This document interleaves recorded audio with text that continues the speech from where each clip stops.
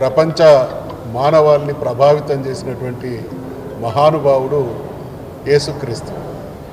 మనమందరం కూడా ఈరోజు before Christ after the death of Christ అంటున్నాము అని అంటే ఈ యుగం దాన్ని ప్రామాణికంగా తీసుకొని ప్రపంచం మొత్తం ఆ దిశగా నడుస్తున్నది అని అంటే మానవ జాతిని ప్రభావితం చేసినటువంటి మహిమాన్వితుడు ఆ మహానుభావుడు. కాబట్టి త్యాగం పరోపకారం అనే దానికి ప్రత్యామ్నాయంగా మరి మానవ జాతిని ఇప్పటికి కూడా దీవిస్తున్నటువంటి లోకరక్షకుడు జీసస్ క్రైస్ట్. ఆ పర్వదిన సందర్భంగా మనమందరం కూడా ఇక్కడ సమావేశమైనాం.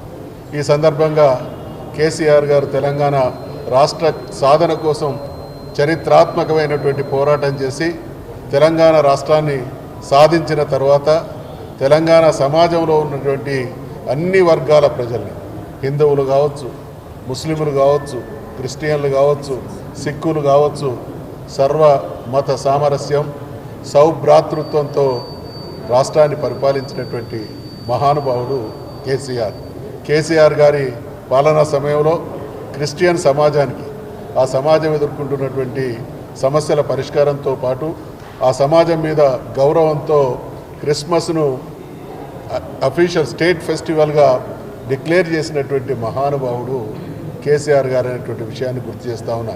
మరి ఇదే మతానికి సంబంధించినటువంటి రాజశేఖర రెడ్డి గారు ముఖ్యమంత్రిగా కొనసాగినప్పటికీ స్టేట్ ఫెస్టివల్గా వారు ప్రకటించలేకపోయారు. ఈ మతం పట్ల, ఇక్కడ ఉండేటువంటి క్రిస్టియన్ల పట్ల కేసీఆర్ గారు తనదైనటువంటి గౌరవపూర్వకంగా ఫెస్టివల్ ప్రకటించడం జరిగింది. అదే సందర్భంగా బాక్సింగ్ డేను కూడా హాలిడేగా డిక్లేర్ చేయడం జరిగింది.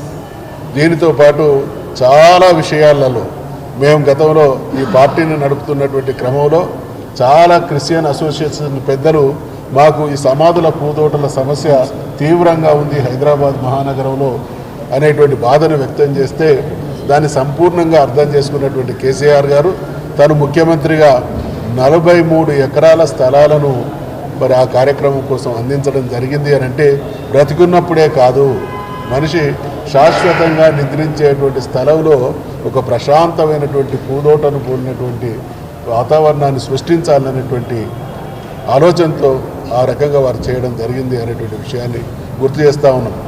మరి చదువుతున్నటువంటి పిల్లలకు ఓవర్సీస్ స్కాలర్షిప్లు కావచ్చు, అదే రకంగా క్రిస్టియన్ అంటే ఈ పర్వదినం రోజు అంతటా కూడా తెలంగాణలోని అన్ని నియోజకవర్గ కేంద్రాల్లో అద్భుతంగా బట్టల పంపిణీ కార్యక్రమం జరిగేది, భోజనాలు ఏర్పాటు చేసేది.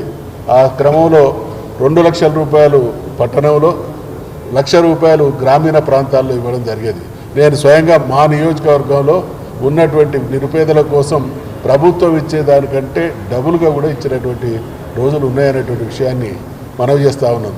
దానితో పాటు క్రిస్టియన్ సమాజానికి సంబంధించినటువంటి పెద్దలు కలుసుకోవాలి, అందరం ఒకే కొడుకు కింద ఏదైనా సభలు సమావేశాలు ఏర్పాటు చేసుకున్నా, ఏదైనా మీటింగ్లు ఏర్పాటు చేసుకున్నా మాకు స్థలాలు కావాలని అన్ని కులాలు అడిగినాయి, అన్ని మతాల వాళ్ళు కూడా అడిగిళ్ళు. రాష్ట్రంలో అత్యంత ఖరీదైనటువంటి భూములు ఒకటైనటువంటి ఉప్పల్ బగాయత్లో 2 ఎకరాల స్థలాన్ని ఇచ్చి 10 కోట్ల రూపాయలు మంజూరు చేసినటువంటి చరిత్ర మరి కేసీఆర్ గారిది అనేటువంటి విషయాన్ని మనం చేస్తూ ఉన్నాం. మేమందరం కూడా ప్రతి సంవత్సరం ఎల్బీ స్టేడియంలో ఇచ్చేటువంటి మనందరి విందుకు నేను కూడా వారితో పాటు హాజరయ్యేటువంటి వాడిని. అంతా అయిపోయిన తర్వాత సహపంక్తి భోజనం అందరం కలిసి క్రిస్టియన్ పెద్దలు మేము అందరం కలిసి చక్కటి విందు ఆరగించే వాళ్ళం. ఆ సందర్భంగా అవార్డులు కూడా ఇచ్చేటువంటి సంస్కృతి కేసీఆర్ గారు కొనసాగించారు. ఈరోజు బాధ కలిగేటువంటి విషయం ఏంటంటే ఈ పర్వదిన సందర్భంగా రాజకీయాలు కాదు కానీ అవన్నీ కూడా మటుమాయమైపోయినాయి.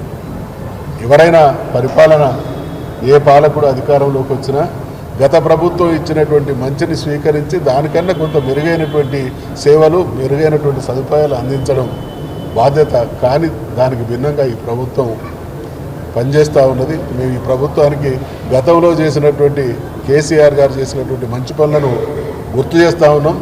వారిలో సంస్కారం పెరగాలి, ఈ స్కీములన్నీ కూడా పునరుద్ధరించబడాలి, క్రిస్టియన్ సమాజాన్ని కూడా గొప్పగా ప్రభుత్వం ఆదుకోవాలనేటువంటి విషయాన్ని మనవి చేస్తూ ఈ పర్వదిన సందర్భంగా మరొక్కసారి తెలంగాణలో ఉన్నటువంటి క్రైస్తవ సమాజంలో ఉన్నటువంటి చిన్నలకు, పెద్దలకు, అక్కలకు, చెల్లెలకు అందరికీ కూడా శుభాకాంక్షలు, పండుగ శుభాకాంక్షలు